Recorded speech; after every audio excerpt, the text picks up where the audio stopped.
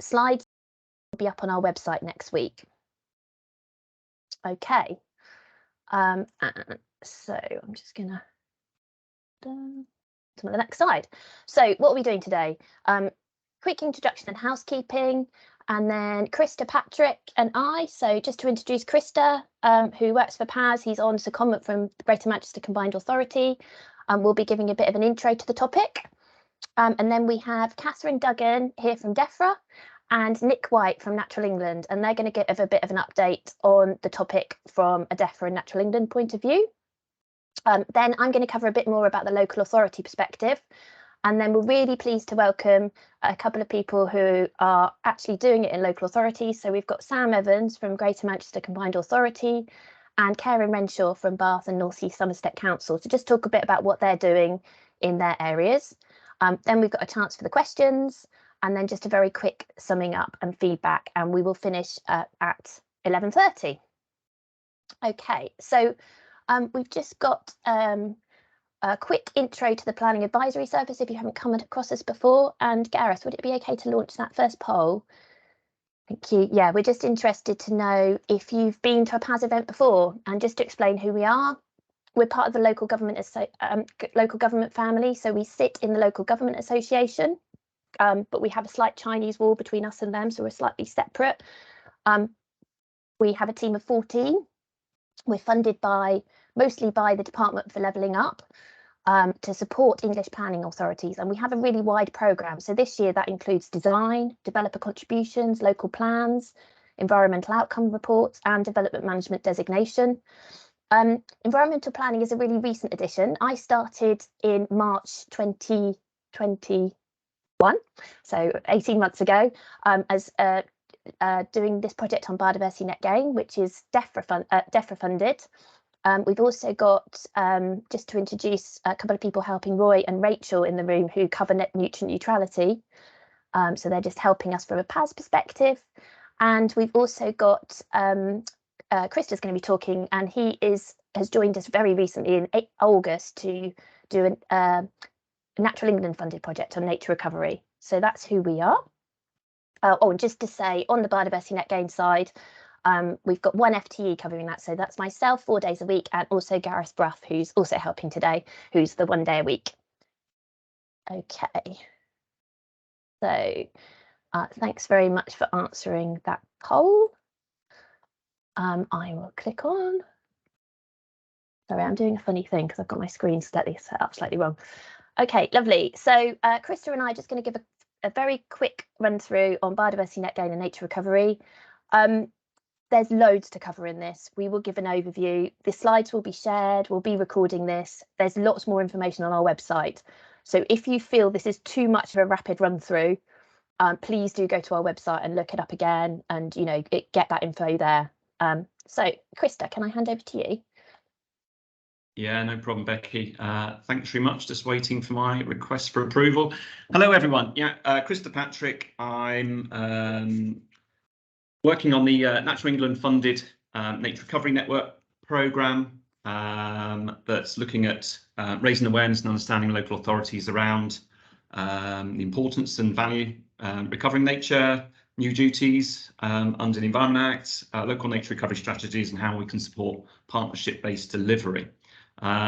So let's just move forward here. So as Becky mentioned, we've got quite a few slides here. So I'm going to race through these because there's quite a bit of detail, but I just want to kind of focus on the key highlights, and I'm just trying to kind of move forward here. Hopefully it will start responding. Let's just, okay, let's go back. So just take a step back, actually, really, in terms of why we're here and why do we need to value the natural environment. So key thing here is natural environment is essential foundation for all our lives, but often the true value of our natural environment is often not overlooked or not fully accounted for in decision making and delivery, and particularly the role that nature has in terms of addressing climate change, biodiversity loss, and health and well-being. So I flagged up a couple of just kind of key figures here around from natural capital accounts in terms of the value of the natural environment and the value it provides to society in terms of its different services. And I think the key point here is, if we don't continue to protect, maintain and enhance our natural environment, actually we won't reap those benefits, and actually there'll be a cost to society. And that's the key thing really here in terms of that cost. We need to start factoring in the true value of our natural environment. Forwarding on. Ooh, I don't know why that's going around. There we go. Having a little bit of a interesting time here, Becky, with the slides. Okay, so, and despite of these benefits, the natural environment, faces urgent and significant challenges. But by tackling the biodiversity and climate emergencies, we can help nature recover and at the same time secure the health and economic benefits for people, place and economy. And obviously we've got a raft of policies and various different reports, dating back to 2010, the Lawton report in terms of making space for nature, 25-year environment plan, but also, more recently in terms of the Dasgupta review in terms of the economic value of the natural environment to society, which emphasises, the key value that it has in terms of that. And obviously what we want to do is, improve the natural environment within a generation and then high quality access to nature spaces with increased biodiversity close to where people live, work and play. So again, key message there about bigger, better, more joined up.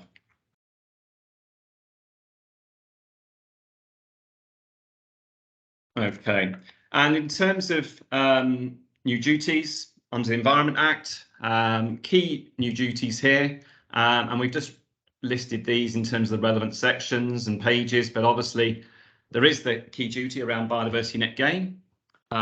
There's the key duty around local authorities and public bodies to conserve and enhance biodiversity and to report on their actions. For local planning authorities to comply with these duties and have regard to the local nature recovery strategy in local planning policies and decisions, and responsible authorities appointed by the Secretary of State to lead on the production of those local nature recovery strategies. But again, working with a broad range of stakeholders, including supporting authorities, NGOs, private stakeholders, landholders, etc. And the project I'm working on around the Nature Recovery Network. Actually, before we get onto that, we're just kind of come back to, again, key terms here. And I think key thing really is about net gain. And again, just emphasising that around net gain, the approach to development that aims to leave the natural environment in a measurably better state than it was beforehand. So the key thing there is about measuring that in terms of that uplift and ensuring that we have got an improved condition in terms of that that site or that environment.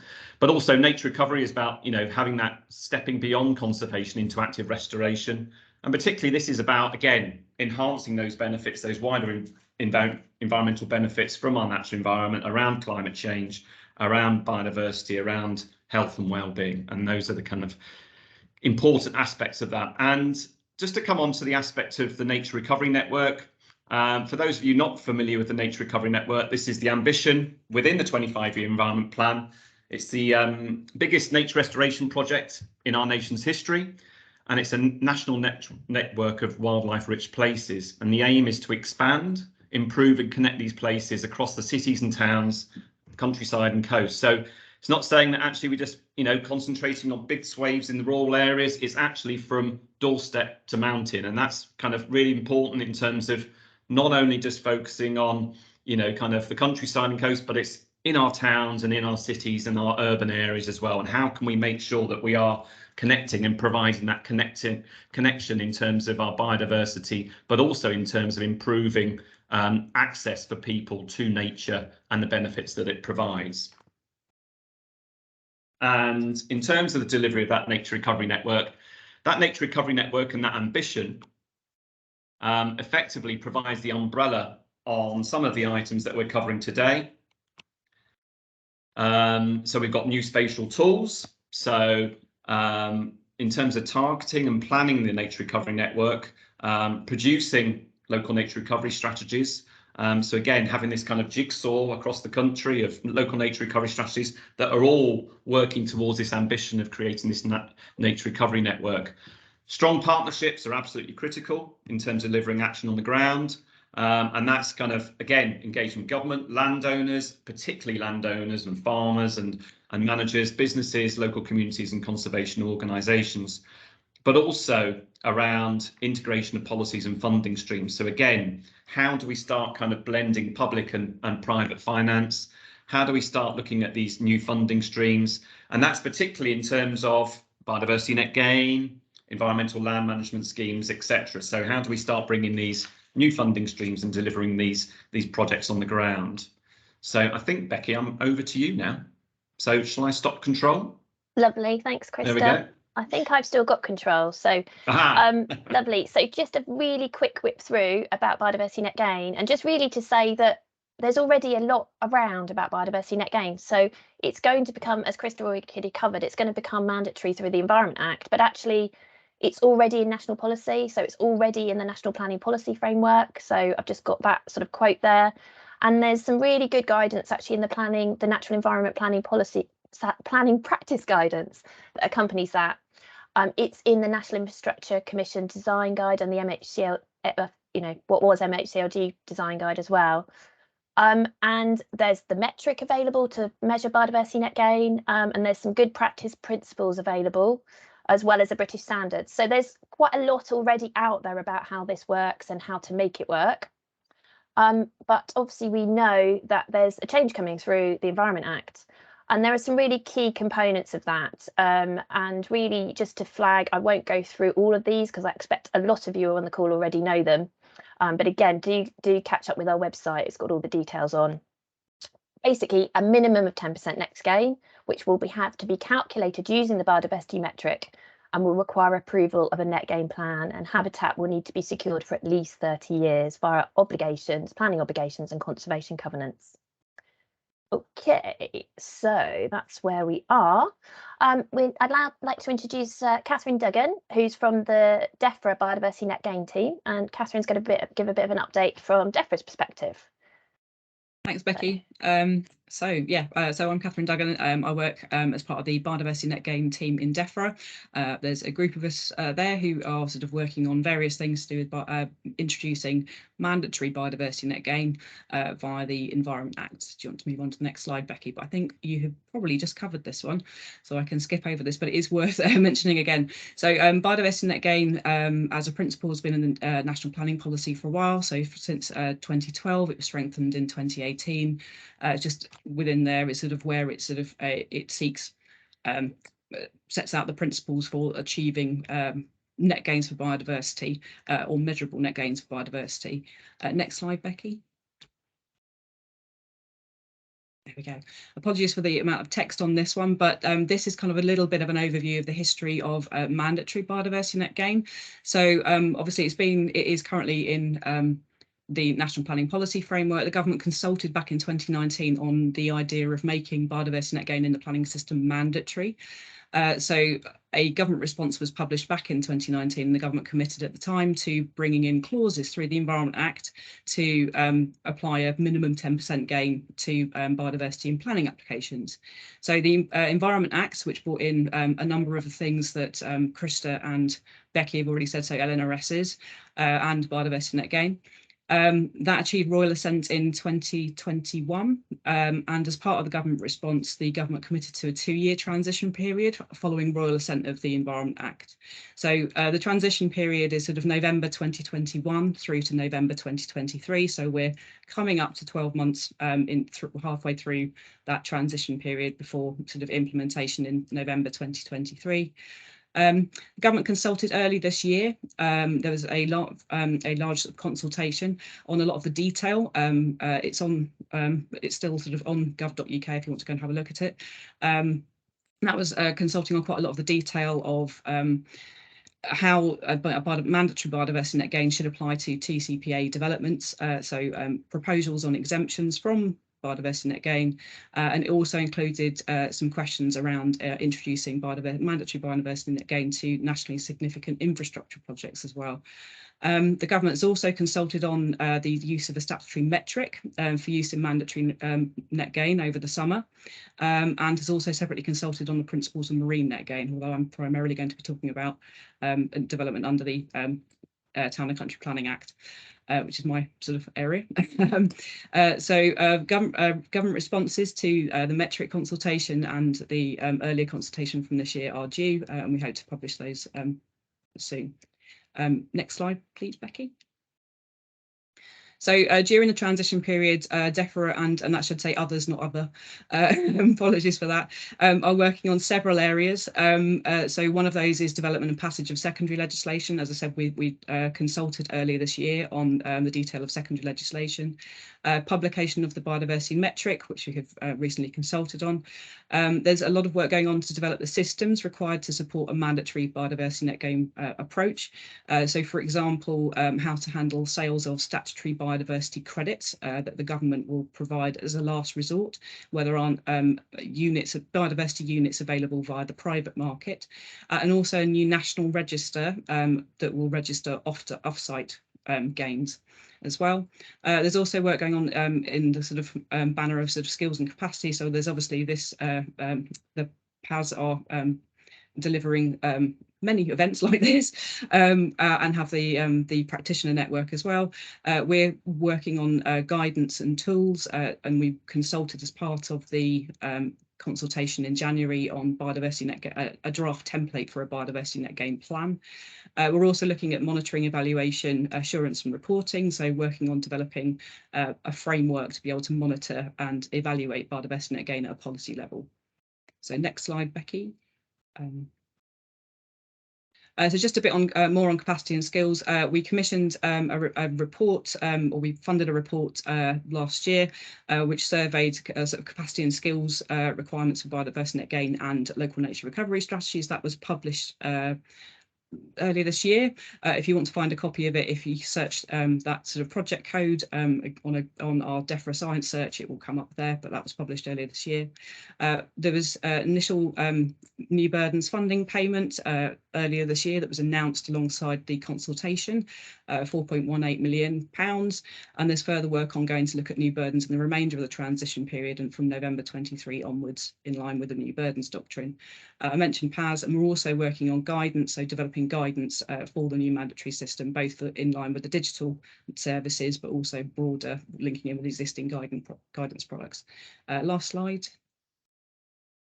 So just a really quick summary. So that what's next, the kind of things that we're thinking about are obviously writing and testing guidance, development of the statutory instruments, publication of the consultation responses. So the government's recently answered in a response to a parliamentary question that we're hoping to publish the consultation responses soon, and also sort of working to deliver biodiversity net gain in November 23. Engaging with supply and demand side stakeholders. This is sort of relating to the offsite market, development of the digital platforms for supporting mandatory net gain, and also continuing with new burdens process as well. So I will stop there, but that's a little short overview. That's lovely. Thanks very much, Catherine. Any questions you've got for Catherine, do put those in the chat. And now I'd like to introduce Nick White, who's Principal Advisor for Biodiversity Net Gain from Natural England. Brilliant. And next slide, if you can, please, Becky. Thank you. So morning, everyone. As Becky said, Nick White from Natural England. We're one of the others that Catherine mentioned, working closely with DEFRA on the evolution and development of net gain and the forthcoming mandatory approach. But both Catherine and Becky also mentioned about the existing opportunities through the National Planning Policy Framework around BNG. And one of the things we're really keen to highlight is actually the actions that can be undertaken now, and that you, as either kind of planning authorities yourselves, but also in terms of your engagement and communication with local landowners, local developers, etc., to help yourselves and them get ready for and prepare for biodiversity net gain. So things such as think a bit early. The earlier that projects consider net gain, the earlier they'll find it to implement. So this is for developers, particularly them considering it at site selection and design stage. There are guidance and standards out there, so there's some really useful guidance published by Sirius Saim and IEMA on best practice. There's also a British standard on biodiversity net gain, and as Catherine mentioned, there's existing government advice, there's more coming, and the PAS website is excellent on this as well. Think about what your local priorities are as well, and the more that you can communicate those in terms of the places you want to see nature kind of invested in, and the types of habitats you want to see created, be that through kind of work into future local nature recovery strategies or through existing strategies, the easier that's going to be to enable developers and landowners to understand what priorities are sought and for net gain to help deliver those. Familiarise yourselves with the metric. It's going to be quite critical for planners to understand what it's saying, but also if you're considering strategic allocations, for example, be doing baseline metric calculations on those as well to see how easy gains are going to be to deliver on them. For developers, and also planning authorities, how do you want to see gains delivered? Do you want to see those delivered on-site or off-site or a combination of the two? And think about what type of monitoring you want landowners to undertake, how frequently you want them to be reporting back.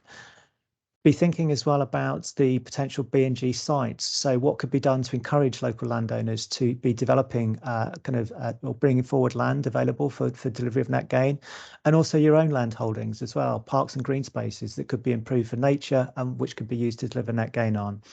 And then lastly, net gain isn't something that's just an issue for ecologists or for planning departments. Finance teams need to know about this. There's contracts involved as well. So it really is a cross-organisational endeavour.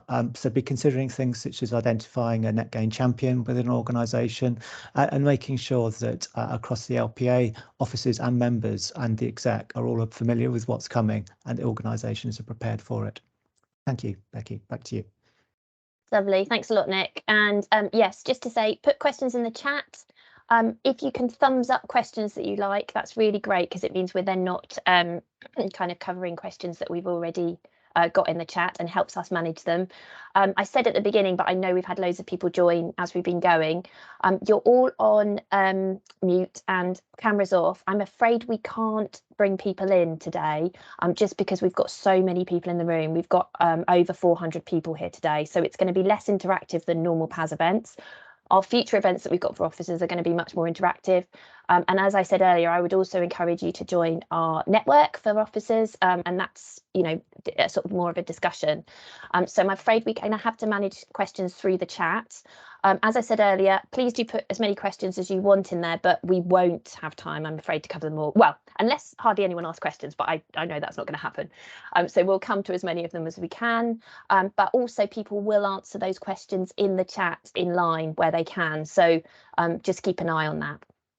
Okay, so I think that's it on logistics. Yeah, and any issues, please do. Yes, the chat's muted, Danielle. So we're just doing questions. So if you've got any issues, you can email Meg, who is and her email's on the questions there. So yeah, so I'm afraid we've got the chat muted because we're doing it via Q&A today to help manage that because we've just got so many in the room, unfortunately. I mean, we'd love to be more interactive and we usually are, but we also wanted as many people as possible to come today. Okay, so I'm going to give a very quick zip through the local authority perspective, really. So just really, okay, we've got all this sort of policy and legislation, but why should local authorities bother with biodiversity net gain and nature recovery? And I guess this comes from our perspective, from talking to a lot of local authorities around what they're doing and why they're doing it. And we're going to hear from a couple very shortly around where they're doing it, but this sort of covers, I guess, all of those we've talked to. So a lot of times the driver is around where a council has declared a climate and or biodiversity or ecological emergency. And, where you've got to produce a plan for that, doing BNG can actually be a really good way of sort of having an action that you can take forward. Councils are often linking this into placemaking and green infrastructure. So one example of that would be Plymouth City Council, where they're really integrating it into their placemaking and, making Plymouth a great place to live and work. Thinking about access to green space and nature, and then with that, the mental, physical health and well-being aspects of that. And also linked to that, sometimes to do with addressing deprivation needs. So I think that I know that that's a big driver, for example, in Salford. flood resilience and drought management. So all those things that Krista mentioned around, what nature gives us, aside from just being nice to look at and us liking biodiversity, that it brings all these other benefits around flood resilience, drought management, energy efficiency, improving air and water quality, providing healthy soil that supports sustainable food production. And thriving wildlife has huge benefits, including benefiting pollinators. And it's really the basis of a healthy economy. So so in terms of the role in biodiversity net gain and nature recovery, a key role is really around planning decisions.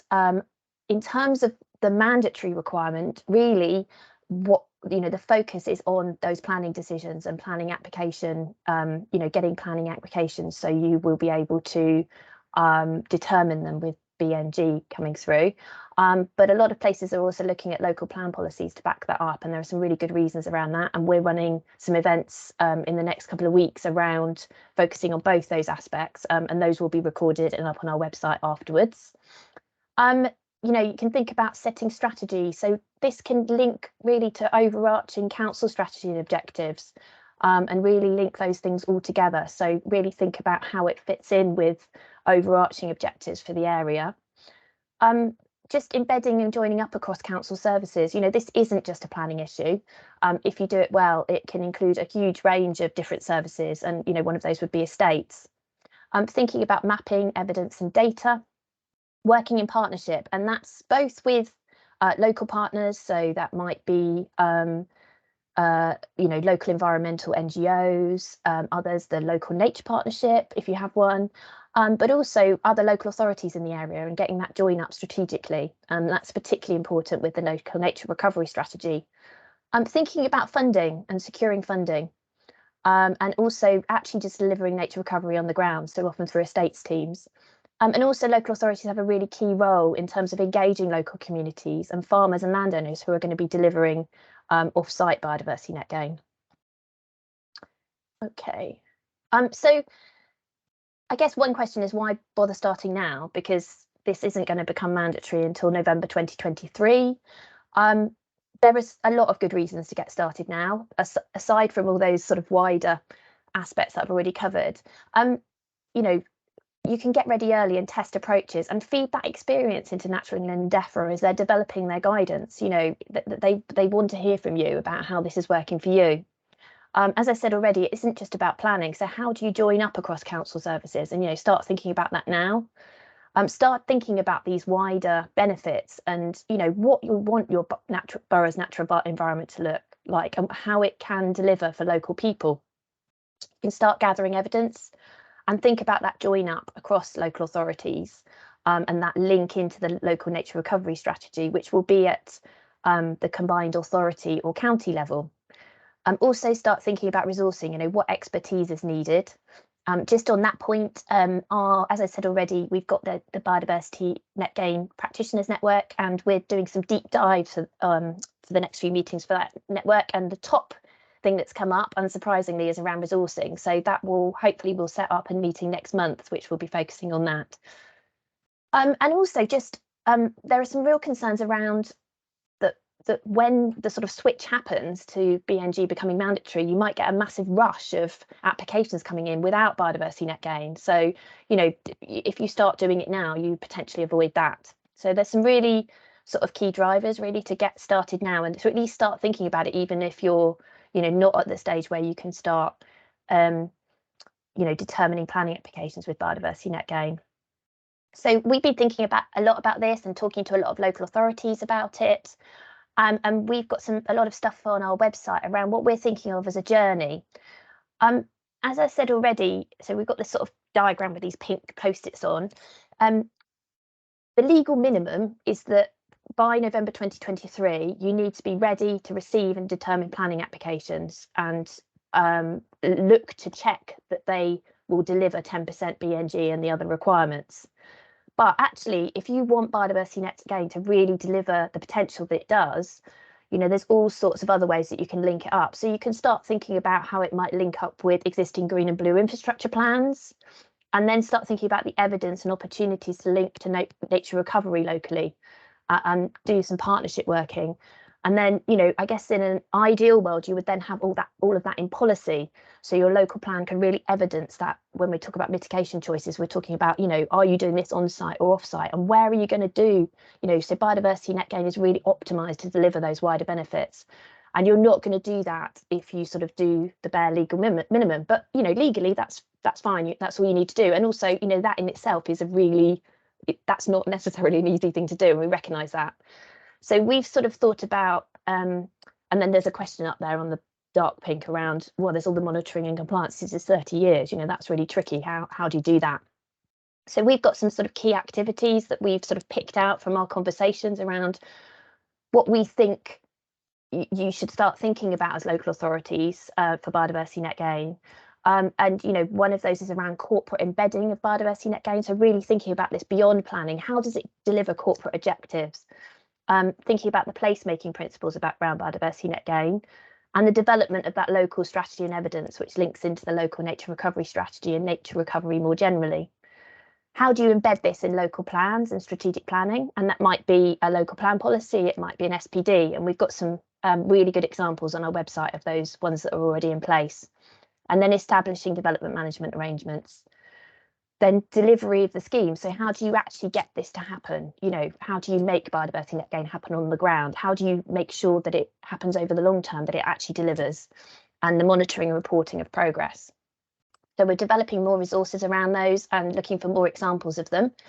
But yeah, do look at our website. Just to say what we're doing to help. So we've got lots of web-based guidance. We've got some examples on there, and we're doing some more work on case studies. Meg, who is on today, is developing some case studies around biodiversity enhancement and nature recovery done by councils from a council perspective. So if there's anything you'd particularly like to showcase, please do get in touch with Meg and say, you know, that she might pick your example as a case study. We've got frequently asked questions on biodiversity net gain, and we will add the questions from today onto those. We've got some stuff around the journey and also pages on nature recovery. We've also got pretty much all of our events. We've got slides and recordings from those. We've got a session we ran in June this year on conservation covenants, for example, and we will be producing a bit of an intro to BNG that you guys as officers can use to present to your members. We've got some events coming up over the next few weeks. We've got this overview, and then we've got an overview on the evening at 5 p.m. of the 1st of November for members, specifically for focus for members. And then we've got a repeat of the same event on what we're calling BNG Essentials, which is really that development management focus. And then a repeat of the policy and strategy one as well. We'll put the link to those in the chat. And we're also just announcing a Insights on Nature Recovery session that Crystal will be running later on. So yeah, do go to that webpage to have a look. The other sessions for officers are all sold out at the moment, but it is worth joining the waiting list because we do get people dropping out. But also we will be recording all of those, and they will be on our website along with the slides. Okay, and just I've already mentioned we've got a practitioner network. Do email me if you're interested in joining that. We do a lot of stakeholder liaison, so with people like ADEPT, the Association for Directors of Environment Planning and Transport, ALGI, the Association for Local Government Ecologists, SIEM, which is the Chartered Institute of Ecology and Environmental Management, and others. And we also feed into DEFRA, Natural England, and Department for Levelling Up Policy Development. So we will feed in what we hear from you guys, what we hear from our workshops, what we're, you know, the conversations we're having, and, you know, feed that back in and get asked for our input. So that's what we're doing to sort of try and help. Oh, we had some polls, didn't we? I've just remembered, Gareth. Are we okay to run those polls? We're just really interested. Oh no, we're doing that next, aren't we? Sorry, I know what's going on. Here we are. So we're just really interested to know, you know, it's really difficult to get a feel when we've got this many people in the room. It's brilliant to have so many people here, but it obviously is a compromise between the interactivity and so we're just really keen to hear from you. We're just going to ask a couple of polls on both nature recovery and biodiversity net gain to get a bit of a temperature check, really. So how big an opportunity do you think improving your place? So how big an opportunity for improving your place do you think nature recovery will be? And that's from, if you could mark the little stars and do that from 1 very little to 5 lots and lots. And we'll launch that one. I'll give you a few minutes to answer that one. I don't know if we can launch more than one at once, actually. I'm not sure you can. And then we've got another one around how well prepared do you think you are in terms of nature recovery, in delivering nature recovery in your local authority at the moment. Just launch those two. If you can't, yeah, hopefully the polls should come up as a pop-up in your on your screen.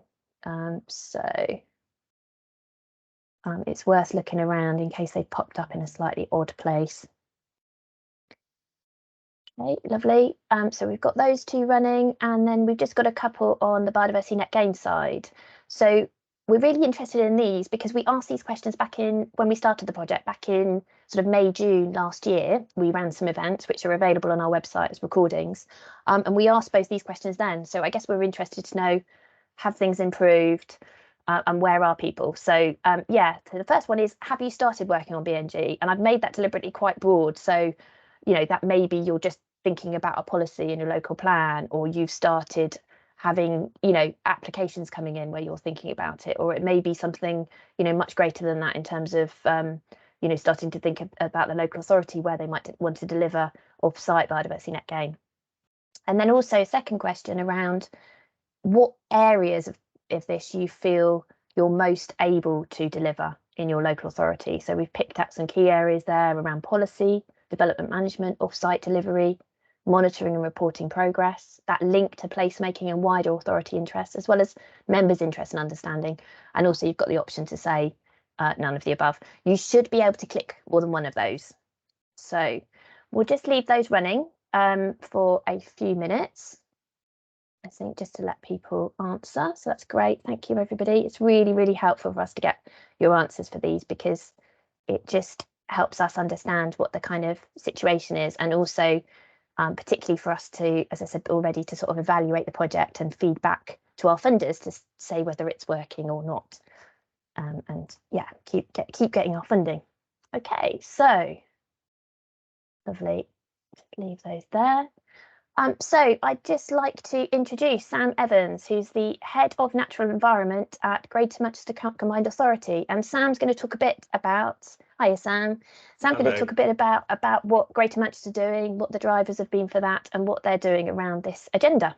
So we had some trouble, Sam, with slides, or, you know, people doing their own slides. So do you want to share your slides, or would you like me to run them? I'll share them now. So hopefully Lovely. They've come up, Becky. Yeah, Tell me that's if it. not. They're good. I can see them. Excellent. We've got through the first hurdle.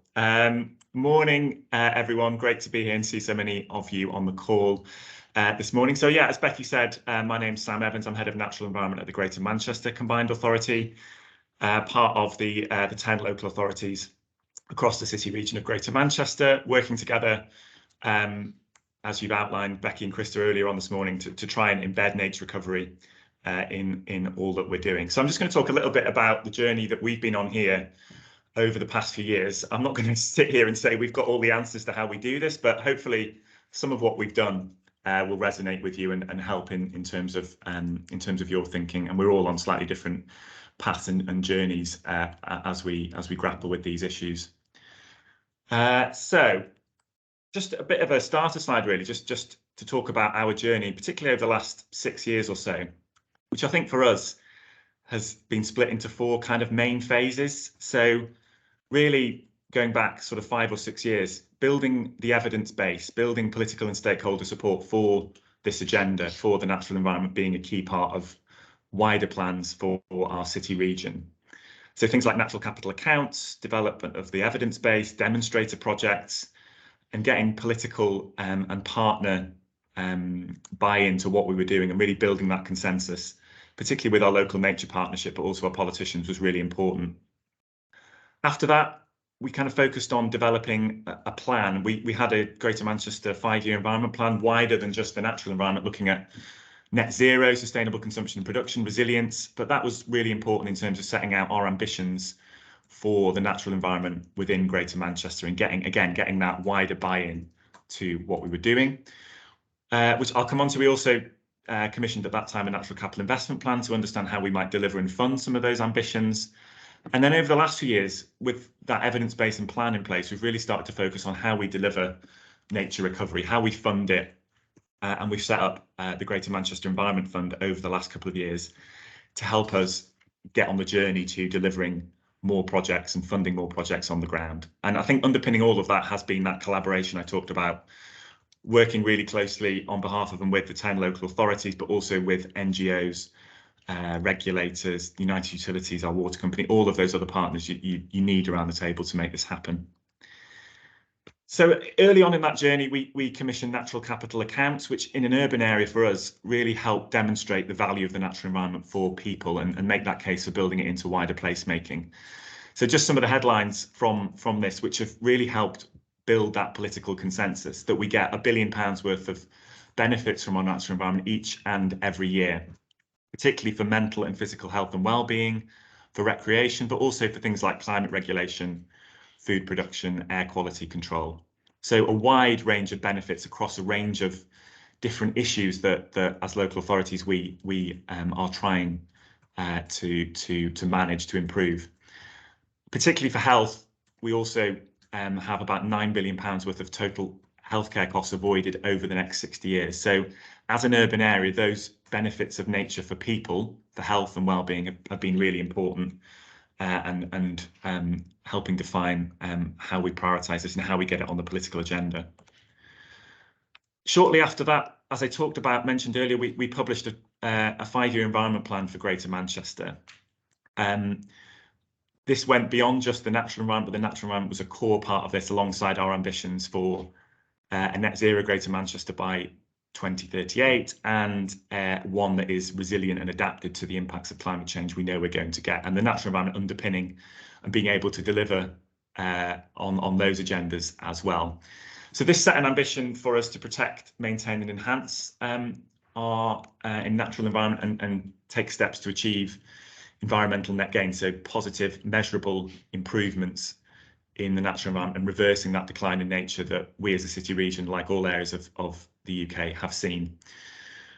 At the same time, we've also embedded these aims in our other plans and strategies. So the GM strategy, which is all about how what we want the future of Greater Manchester to be like, not just for the environment, but for our wider agenda. Greener is one of the key 3 pillars of that when it was launched earlier this year. So greener, fairer, more prosperous city region.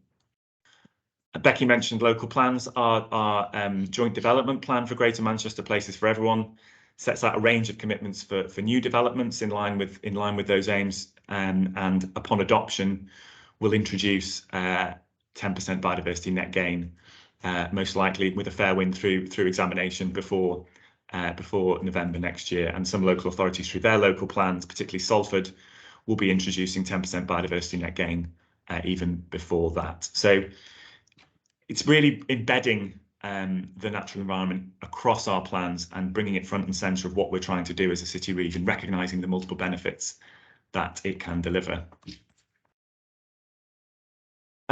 Just a summary of what was in our 5-year environment plan on the natural environment. So managing our land, managing our water sustainably, a net gain in biodiversity for new development, understanding how we fund that through diversifying sources of funding and investment, and also how we engage more people in the natural environment so they get more of those benefits that we know they get from our natural capital accounts.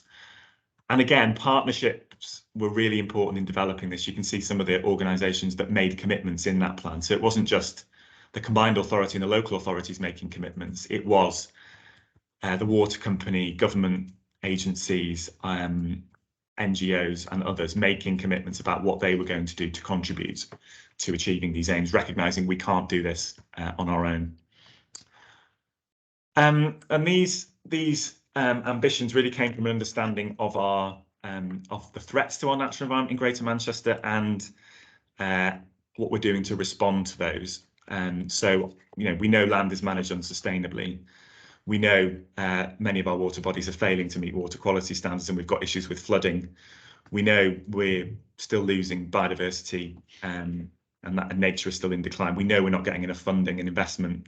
We know we can engage more people in the natural environment, and that plan was an opportunity to set out our collective ambitions for how we were going to start to turn those things around and really galvanise everyone's action behind those aims. Just to mention as well, in terms of plans and strategies, we were fortunate to be selected as one of the 5 LNRS pilots 2 years ago now, selected and completed that last summer. And again, this has helped us build on that evidence base for understanding, again, what challenges we face, where the opportunities are to reverse that decline in nature, but also deliver those wider benefits that I talked about, and start to think again about, well, continue to think about how we're going to actually turn that decline around, be that through planning policy, be that through collaborative projects, or be that developing new funding opportunities to support projects that are going to turn that around. So again, there's some links at the end of the presentation, and that's, you know, an interesting document and approach for you as you prepare for LNRS becoming mandatory. And again, it's helped build our evidence base collectively with our partners about where we need to focus to turn around that decline in nature, and where that will also deliver the most wider benefits for people's health, wider environmental benefits like reducing flooding, etc. So that again has been a really positive way of building on that evidence base for us. But I guess a plan is only as good as how you can implement and fund it, and this has been another plank of that journey I talked about on the first slide. So in 2019, we commissioned and produced a natural capital investment plan. So this was really important for us to help us understand, okay, we know what we need to do here. We've identified our threats and opportunities and how we need to turn around that decline in nature. But how do we go about funding that? What should we be focusing on with our limited resources in terms of bringing forward projects that might attract not just grant funding, but also, given the benefits and the monetary benefits that nature provides, might start to attract investment into that. So it will provide benefits, but also potentially a return on investment as well. And as we probably all know, this market for natural capital benefits is still developing, and things like biodiversity net gain becoming mandatory are absolutely crucial in developing that market. So this was really important for us to understand where we should prioritise our focus and how we can start potentially to go on that journey to attracting not just grant funding, using grant funding more smartly, and blending that hopefully increasingly with other types of investment, so that we can start to move along this scale really. So at the moment, I think most of our projects that we see, our NGOs delivering projects, will be through lottery funding, grant funding. Towards the left of here, how do we start to shift that over towards the right-hand side, start to blend that with other sources of funding? So in the end, we get to much more mainstream investment in the natural environment, perhaps as we've seen in renewable energy over the past 15 or 20 years or so. So that was the ambition of the plan, to give us that focus, that perspective on where we should focus. And on the back of that, in 2020, we established the Greater Manchester Environment Fund. So that investment plan told us you need to start to be able to put in place the structures to bring in grant funding alongside other sources of investment that you might get in the future, put in place the right governance and structures to give confidence that that can happen. So in 2020, we tendered for and began to set up, in partnership with the Lancashire Wildlife Trust, an independent charitable company limited by guarantee, the Greater Manchester Environment Fund, which is now formally constituted at arm's length from the combined authority and able to bring in and provide the right governance for delivering projects on the ground. This slide just summarises the investment plan that we've developed for that investment strategy we've developed for the GMEF. So over the short term, really making the most of grant funding, which I'll come on to, corporate funding programmes. So we're delivering our waste contractors social value programme through the GMEF, and starting to develop the opportunities that we see from biodiversity net gain through things like habitat banking, and also where there might be opportunities for carbon mitigation.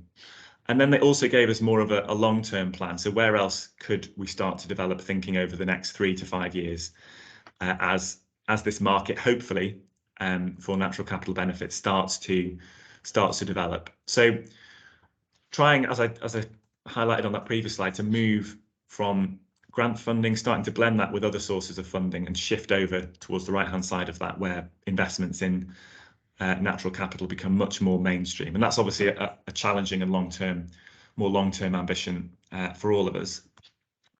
So just to talk through some immediate successes we've had through the GMEF, more on the grant funding side of things to start with, before I talk about how we're developing other opportunities. So we delivered almost £2 million of Green Recovery Challenge Fund projects through the GMEF, bringing together a range of partners and stakeholders that wouldn't normally have been able to come together under an umbrella like this. So that delivered over 500 hectares of habitat restoration across 42 sites across GM, and it's helped start to show how we can deliver in partnership our local nature recovery strategy on the ground.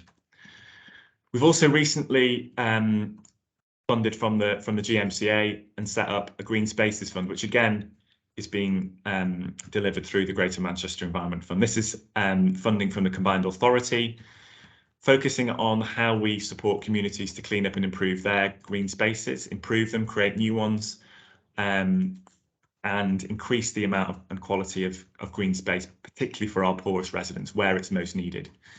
So on Monday, our annual Green Summit, we announced the first 2021 projects to be awarded funding under that, and a range of small and large projects across the 10 local authorities being funded as part of that fund. And again, the Environment Fund has provided the right governance, the structures, the confidence, the robustness that these projects are being delivered in the right places, where they are needed most.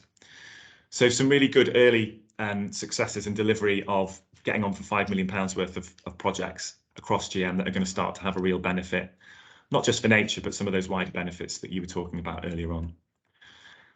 At the same time, we're also, as I'm sure many of you are, trying to develop these other funding opportunities. So how do we attract more investment into the environment without relying so much on grant funding, which, as I'm sure we know, may reduce further given what's going on at the moment. And our particular focus is on habitat banks. So obviously with biodiversity net gain, what opportunities are there to restore habitats in advance of need, so that we're ready when developers need credits to be able to meet that need. And a huge amount of work is going on through our GM Ecology unit with other partners to understand that need, to understand where that need could best be met, using our local nature recovery strategy evidence, and then to be ready to meet that need, basically, and to work with developers so that need can be met in the places that are best for nature, but can also deliver wider benefits as close to the loss of that biodiversity as possible. And that's being supported through funding through NERF, through the National Environment Investment Readiness Fund, to help us prepare for that, to do that groundwork, and to develop that offer over the next 6 to 9 months before biodiversity net gain becomes mandatory. So that's a really important piece of work. On carbon, we were fortunate to get a project funded through round 1 of the NERF funding, looking at the opportunities for potentially blending biodiversity net gain and carbon on our lowland peatland habitat that's out in the Salford and Wigan area of Greater Manchester. So again, that project's culminating shortly. There are challenges around blending those two things together, around standards and codes and the peatland code. But again, we've done a lot of work to understand the opportunities and the barriers, the payback, the investment opportunity for restoration of a parcel of that lowland peatland to its natural state, which also delivers potentially so many wider benefits than that as well. So again, we've been working across partners with funding from DEFRA to develop both of those opportunities, and those were the ones that were prioritised out of our natural capital investment plan. So that really provided us with the impetus, the focus to focus on those particular 2 areas. And there's a huge amount of work going on across partners to develop those opportunities, so that we're ready to capitalise on the demand for carbon offsetting, on the demand for biodiversity net gain units particularly over the next 12 months or so.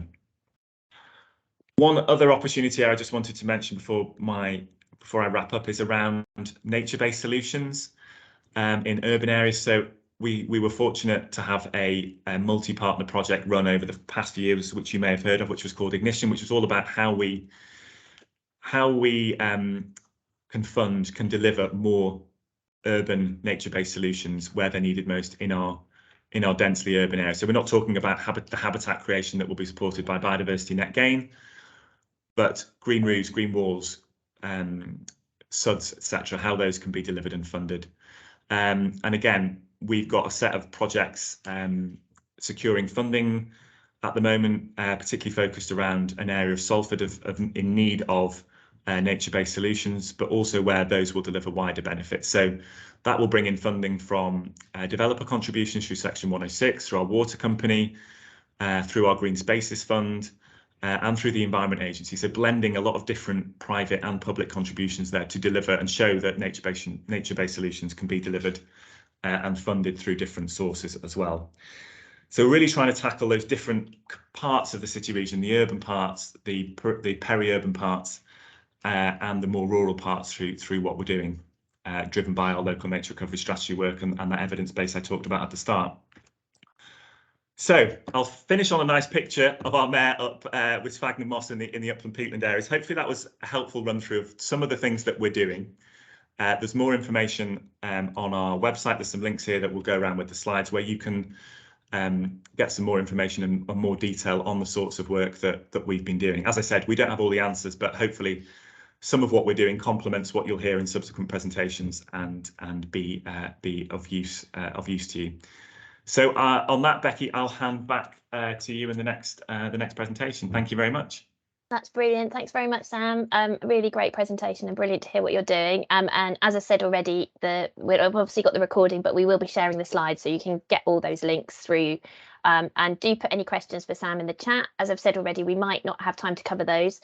Just to say to people, we've got loads of questions already coming in and those are being answered. So do keep an eye on that. And obviously we will be posting those on our website as well.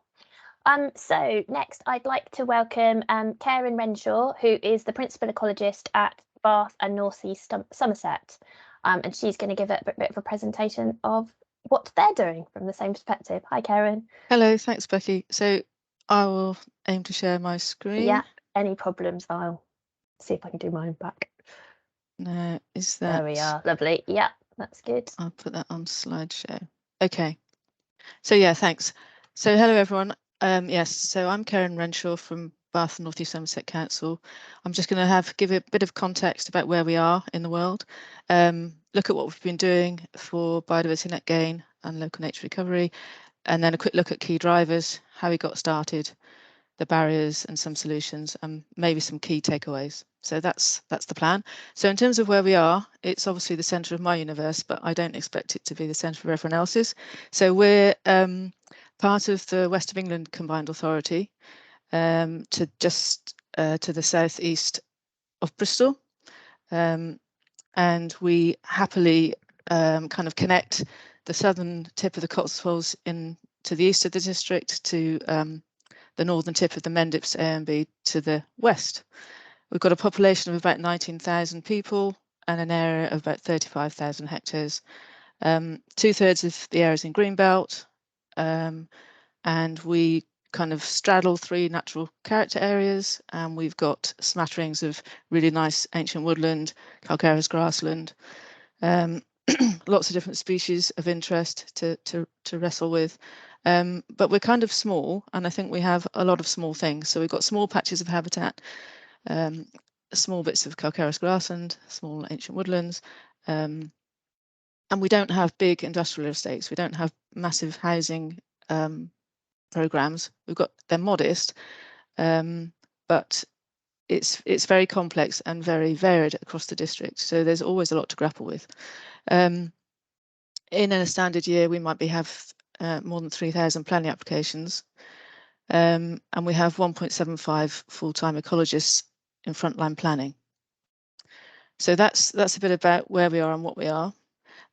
We also do obviously have the ongoing decline of some species and habitats, But what I struggle with is we don't have good local data to be able to really illustrate these points. So we've got a lot of bird information for the west of England, but that's not specific to Baines. But I think it's really helpful to demonstrate to people what's been happening in the last few years, so that people, biodiversity net gain delivery planning is a hard task. It's, it takes a lot of commitment, and it probably makes planners groan, but if we get it right, then we can start to turn this around. So I think it's helpful to keep coming back to what it's all about, and being about nature recovery. So within Bath North East Somerset Council, we haven't actually started work on local nature recovery strategies, but we're very fortunate that we've had a nature partnership since 2012. And that's a really effective partnership, works together really well, and we've covered quite a lot of ground in that time. And the most recent work has been pulling together mapping of nature recovery networks. So we've got nature recovery networks for grasslands, woodlands, and our waterways.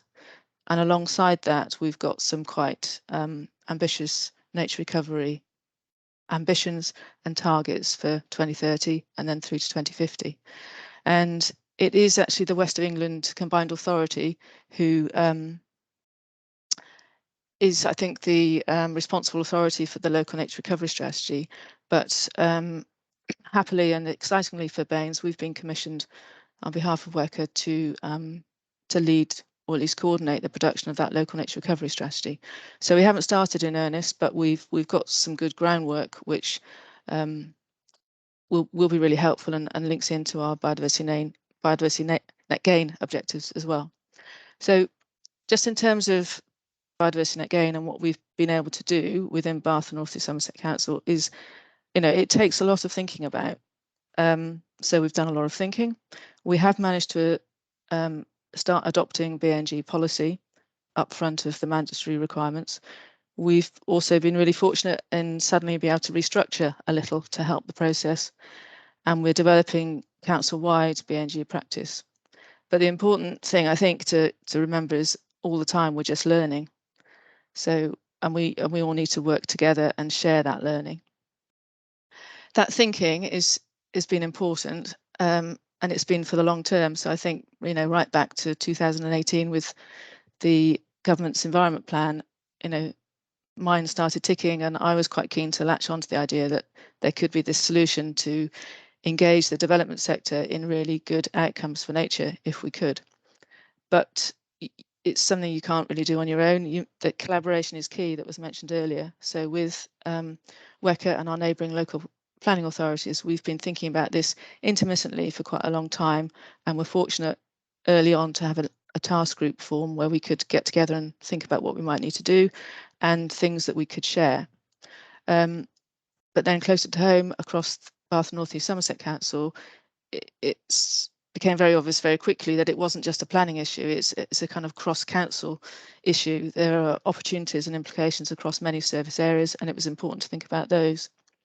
And recognise that really biodiversity net gain, whilst it kind of saps lots of energy and takes up lots of thinking time, it is a tool for nature recovery, and it can pave the way, hopefully, to bigger, better, more joined up spaces for nature. And that's been our focus. We want to sort the process out and get that sorted.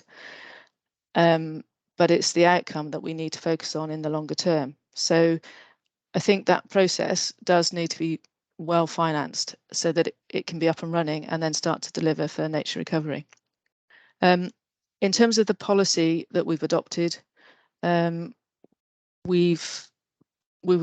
think within Baines we've had lots of happen chance and lucky things coming together and stars aligning, because we did need to update our local plan, and so we pushed forward for having a BNG policy, and this was back before the Act was enacted. So we were seeking to mirror the emerging mandatory approach as far as we could, but I think at that point there was some it wasn't clear whether minor applications were going to be fully involved. So we differentiate quite significantly between our requirements for majors and minors. So majors are reflecting the main requirement of achieving more than 10% and using the DEFRA metric to prove that. And then for miners, we are seeking more than no net loss in a measured way. I think that poses us some difficulties, but it also gives us some room for manoeuvre as we trial our new techniques. To support the policy, we've drafted BNG guidance, and once secondary legislation is clear, we'll move that to SPD. And we have also updated our planning obligations SPD to help us deliver BNG through certain obligations, and we've designed that to particularly help the smaller sites, which we think will be our bigger problem. In addition to the specific policy, we've looked at site allocations and modified those to require the 10% net gain with a specific requirement to consider on-site provision first and show why that might not be feasible before moving elsewhere. And we've also updated our ecological networks policy to adopt the Western England nature recovery networks so that the process is joined up.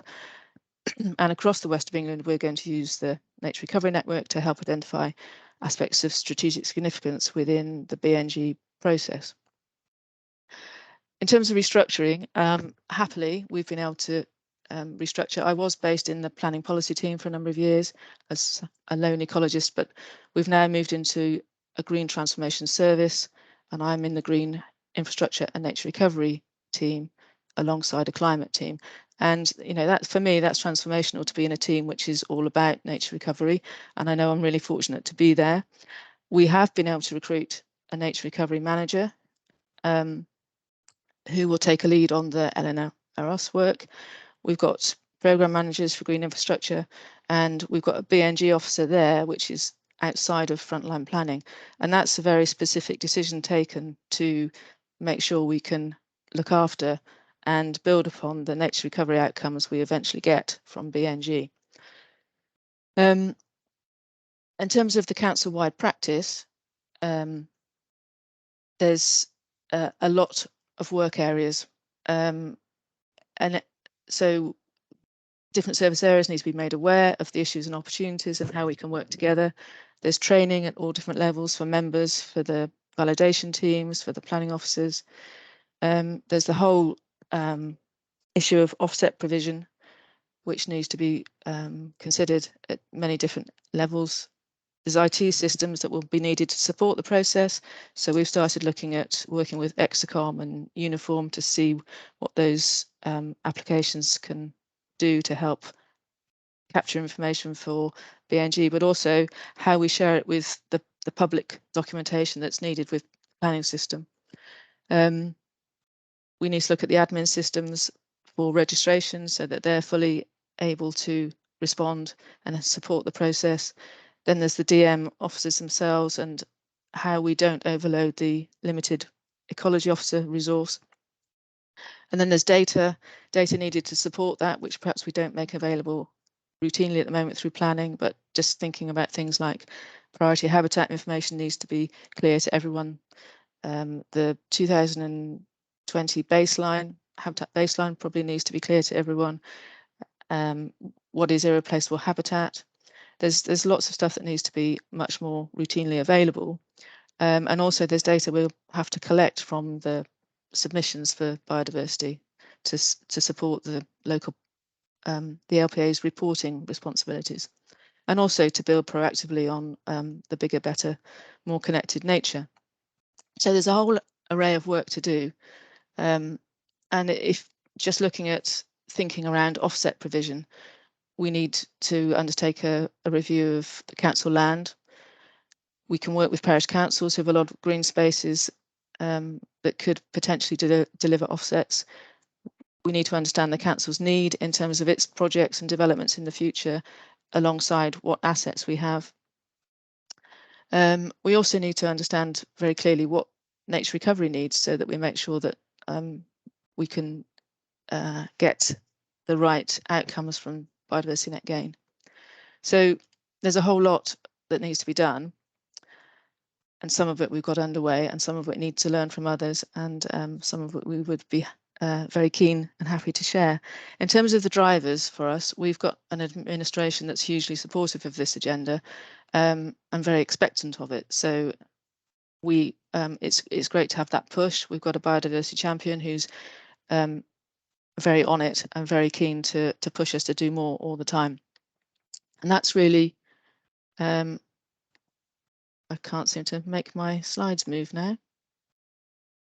There we go. Oh, it's gone. So that administration and thinking has really enabled us to change. I guess in the last 4 years, we've really moved forward, having wanted to do lots more for the environment. The 25-year plan was instrumental in setting us on this path, I think. We did have a climate and emergency declaration in 2019. It was heavy on climate and low on nature, which was a bit disappointing, but that pushed us or laid the path to have an ecological emergency declared, and both of those fed into the corporate strategy, which now puts tackling the climate and ecological emergency right up as a central priority.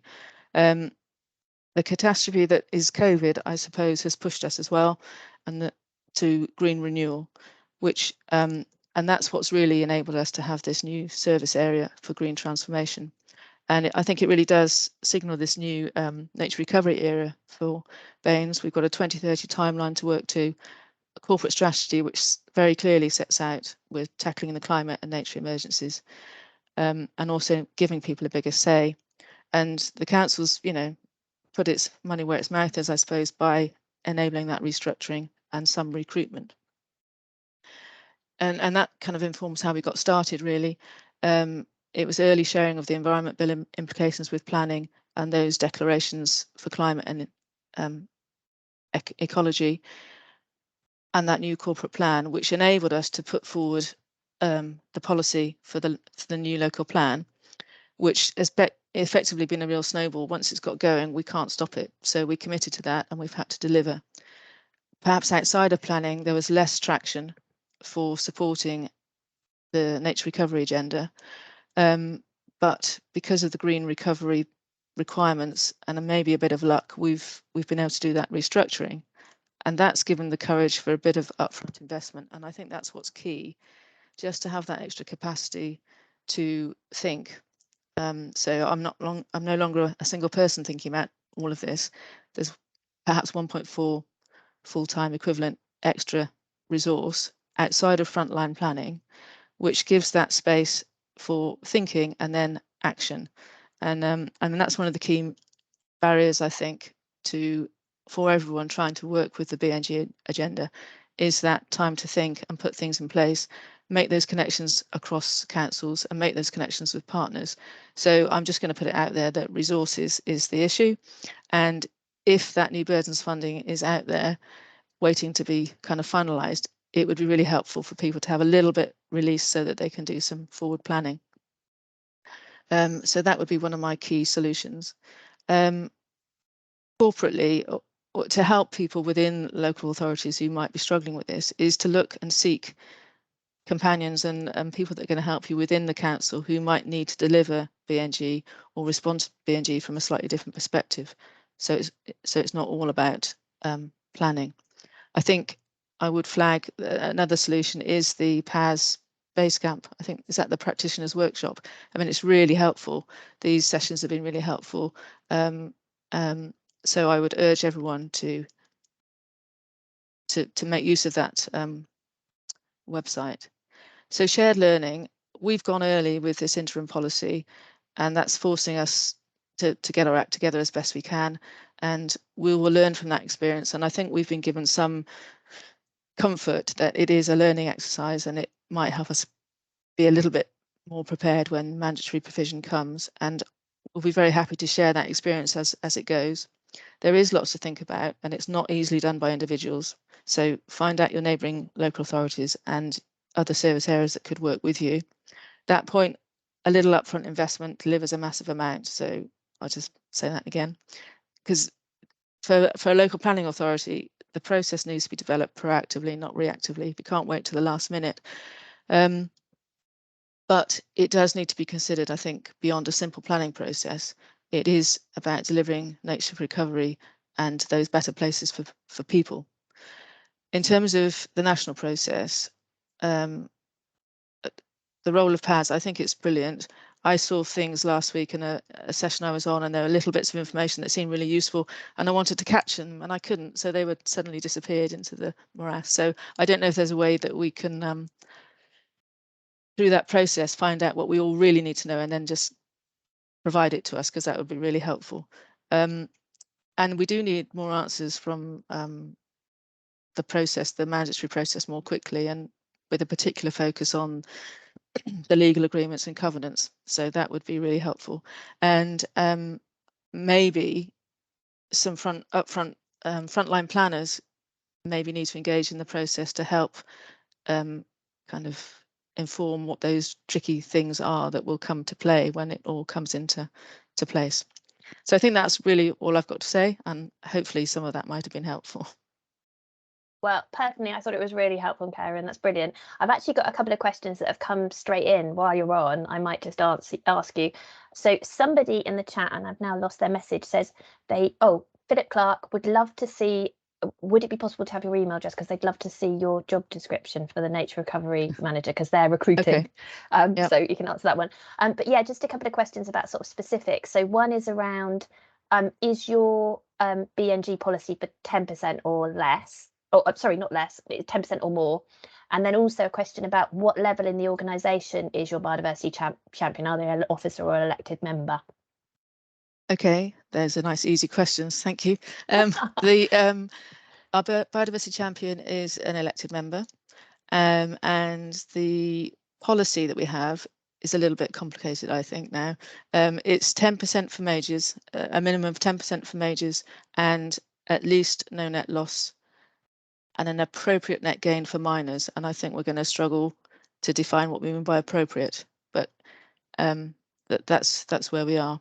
Okay, that's really useful. And I think the key thing, and Karen said it as well, is, we've had a few questions in the chat about people, people who don't have the resource. And as Karen said, the resourcing is a huge issue. But one of the things we're really trying to do is trying to share that expertise. And it's even from those who have the resource to try and not all make, to learn from each other. And it's not easy, as you said, Karen, and it's brilliant to hear from people who are on that sort of journey.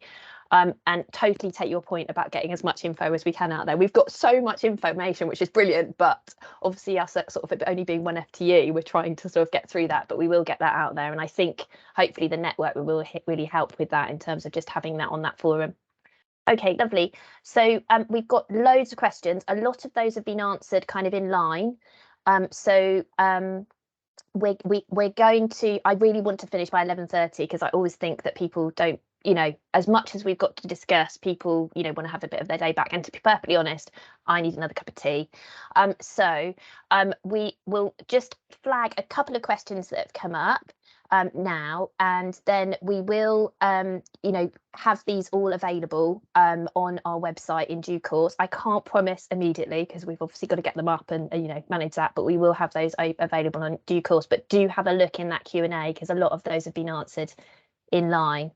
So just to pick up a couple of key questions that I've got, so I'm just finding my list. Let me have a quick look. So I think there were a couple in there which are probably for Catherine, just around sort of, do we have any idea? And I suspect this is a no, given the political uncertainty. But do we have any idea around sort of when we might hear about new burdens funding for the remainder of the transition period, and then also when the regulations and guidance might be published? Catherine, I don't know if you're able to say anything on that. Yeah, so I've answered it in the chat, but so new burdens assessment we're working on at the moment, and the intention would be to as confirm as soon as possible. In terms of regulations, as I think again has been answered in the chat, there's work ongoing on these at the moment. Haven't got a particular time for when they're due to come out, but they will be obviously in advance, in good time to be able to implement for November 23. On guidance, we're working at the moment in terms of drafting. I think the intention is to try and test some of that towards the latter part of the year with a range of users, and then considering sort of early sort of next year, potentially into the spring, for that. But as I say, that's ongoing at the moment. Lovely, thanks, Catherine. And just to confirm, we had a couple of questions saying, is 10% required now, or is it possible to put it in plans now? I think the key answer there is it's not required now.